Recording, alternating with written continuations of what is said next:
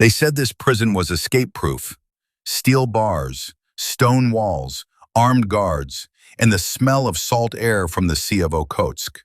And yet, the man locked inside had already escaped 3 different prisons, not by force, not with weapons, but with patience.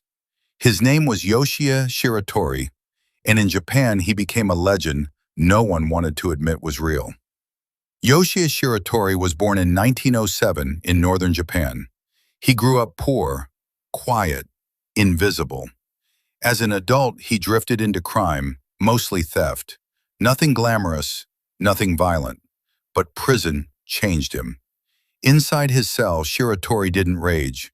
He didn't shout. He watched. Every hinge, every lock, every weakness. He understood something most people never notice.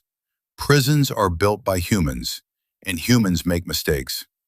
His first prison was old, wooden bars, minimal security.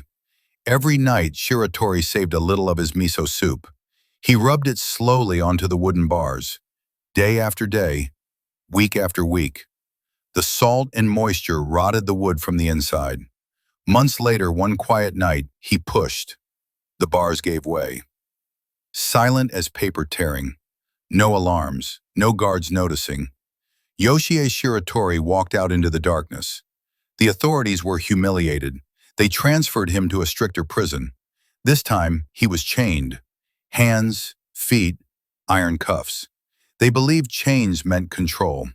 But Shiratori noticed rust forming where the metal touched his skin. Every night he strained against the cuffs, not to break them, but to weaken them. His wrists bled. He didn't stop. Winter came. One freezing morning, the iron snapped. Once again, he disappeared. Now labeled extremely dangerous, Shiratori was buried underground. No windows, no tools, no light. The guards believed isolation would break him. Instead, it gave him time. They fed him through a slot in a steel door. He noticed the hinges, always the hinges. Every night, Shiratori poured his soup carefully onto the door's metal joints. Years passed. The metal corroded. One night, the door collapsed inward. For the 3rd time, he escaped. When he was captured again, the system had had enough. They sent him to Abashiri Prison, Japan's harshest facility, built on frozen ground, concrete walls 3 feet thick, freezing temperatures year-round, constant surveillance. The guards believed this prison was impossible to escape. They watched him every hour. But Shiratori noticed something they didn't. Cracks in the floor. Hairline fractures where the concrete met the foundation. He began testing them. Gently, patiently. With frozen fingers, he clawed at the concrete. Guards walked overhead. He waited for their boots to pass, then continued digging. Night after night, month after month, his fingernails tore away. His hands became raw wounds. He hid the concrete dust in his bedding, mixed it with water, spread it thin so it wouldn't be noticed. The hole grew, inch by inch, year by year. One winter evening, when the wind howled loud enough to cover any sound, he crawled into the hole and vanished beneath the prison. It was his 4th escape. Years later, something unexpected happened. Yoshie Shiratori turned himself in, not because he was caught, but because he was tired of running.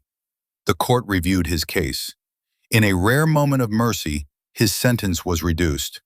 Yoshie Shiratori walked free, not as a hero, but as proof that no system is ever perfect. 4 prisons, 4 escapes, not by violence, but by patience, and the willingness to wait while everyone else forgot to watch. You've just heard another strange chapter from history. Now tell me, what's your opinion? Do you think the story hides more than we know? Share your thoughts in the comments and tell us a story you want to hear next. Don't forget to like, subscribe, and join me in the next mystery.